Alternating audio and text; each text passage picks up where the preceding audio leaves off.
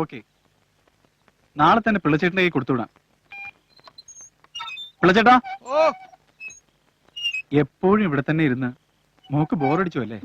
വേറെ എവിടെ പോവാനാ? ഹോസ്പിറ്റലിന്റെ പണിയൊട്ട് തീർന്നിട്ടില്ല. ഒരു ചേഞ്ചിന് വേണ്ടി നാളെ നമ്മുടെ പേപ്പർ ഫാക്ടറി പോവാം. Okay okay. എന്താ സാറേ? ആ പിള്ളച്ചേട്ടാ, നാളെ കാലത്ത് വാഗമൺ എസ്റ്റേറ്റിൽ പോകാൻ ഒരുങ്ങിക്കോ. അവിടെ പ്ലാന്റിംഗ് തുടങ്ങി. അത് കഴിഞ്ഞിട്ട് വന്നാ മതി. ശരി സാറേ. You can go. ഓ പൊക്കോളാൻ. അയ്യേ.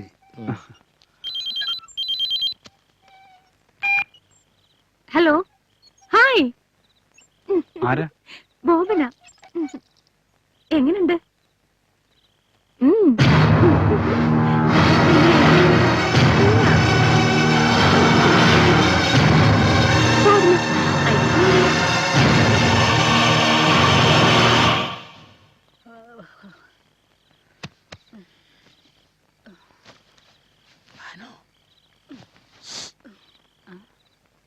എന്താ മച്ചാ, നിങ്ങൾക്ക് രാത്രി ഉറക്കമില്ലേ? നാളെ എസ്റ്റേറ്റിൽ പോകുന്ന കാര്യം ആലോചിച്ചിട്ട് ഉറക്കം വരുന്നില്ല. ആഹാ, എന്നാ ഇപ്പോഴേ പോയിക്കോ. കണ്ണി ചോരില്ലാത്ത വർത്താനം പറയില്ല എന്റെ ഭാനു. കണ്ണി ചോരയില്ലാത്തതേ നിങ്ങൾക്കാ. എത്ര കാലമായി ഞാൻ എന്റെ വീട്ടിലൊന്ന് പോയിട്ട്. നിങ്ങൾ എസ്റ്റേറ്റിൽ നിന്ന് വരുമ്പോ എന്നെ ഇവിടെ കാണില്ല. ഞാനേ എന്റെ വീട്ടിൽ പോവും. അയ്യോ ചതിക്കല്ലോ എന്റെ പൊന്നെ. തിരിച്ചു വന്നിട്ട് നമുക്ക് ഒരുമിച്ച് എന്റെ വീട്ടിൽ പോവാം. എന്തോ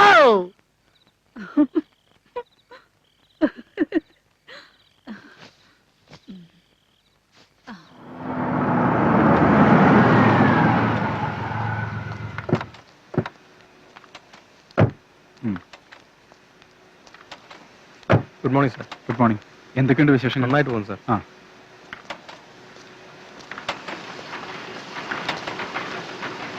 good morning sir. Morning.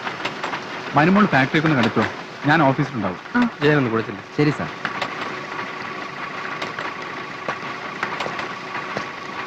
Prakash സൂക്ഷിച്ച് പറഞ്ഞു സാർ. ഇല്ല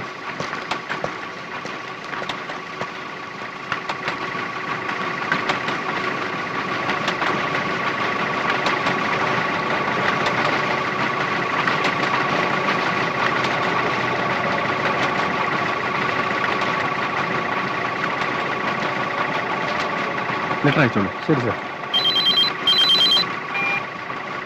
ഹലോ, ഇതാണ് ഡ്രയർ. ഇവിടെയാണ് പേപ്പർ ഉണങ്ങുന്നത്.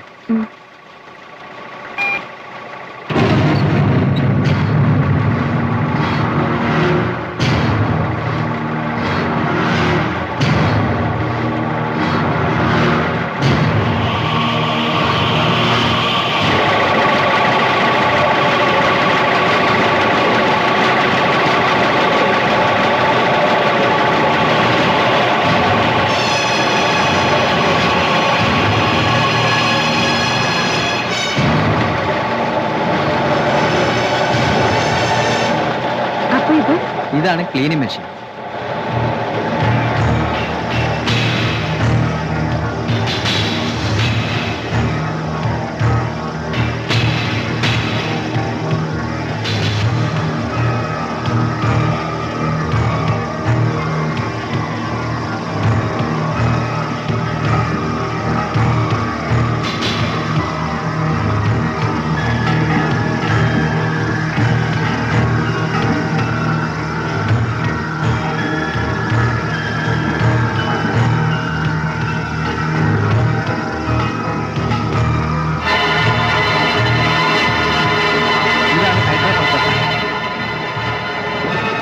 കണ്ടോ?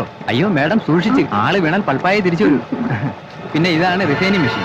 ഇതിലൂടെയാണ് പൾപ്പ് പേപ്പറായി.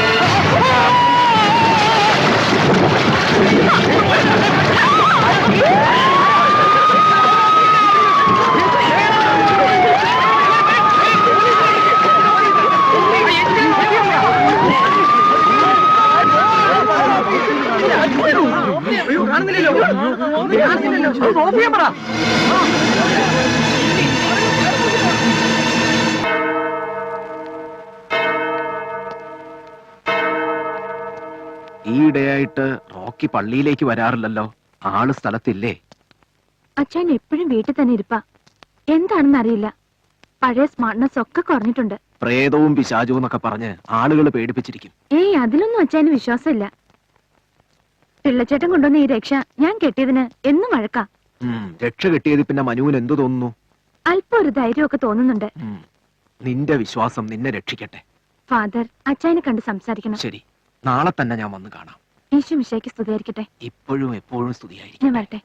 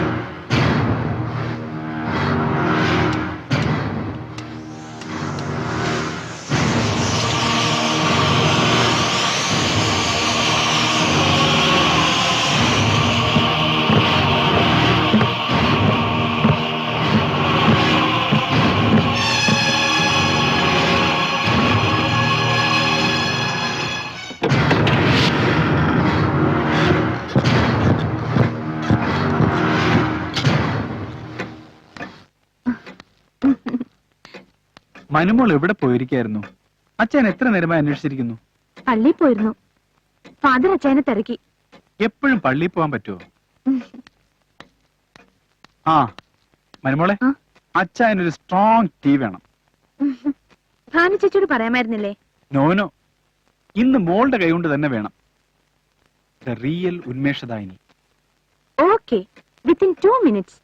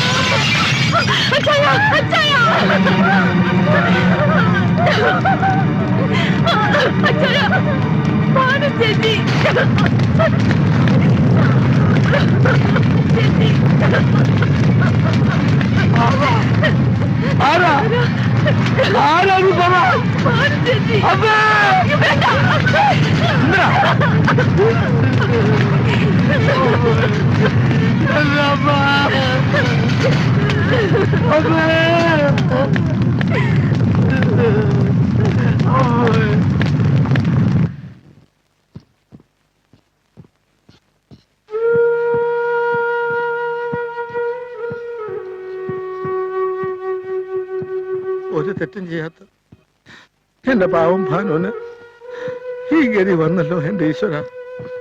ഒരു തെറ്റും ചെയ്യാത്തവരെയാണ് ഈശ്വരൻ പലപ്പോഴും ശിക്ഷിക്കുന്നത്. സാറേ, ഞാൻ ഇളമുറ തമ്പി അദ്ദേഹത്തെ ഒന്ന് പോയി കണ്ടിട്ട് വരട്ടെ. എന്തിന്? നാളെയാണ് പൂജയുടെ 41ാം ദിവസം.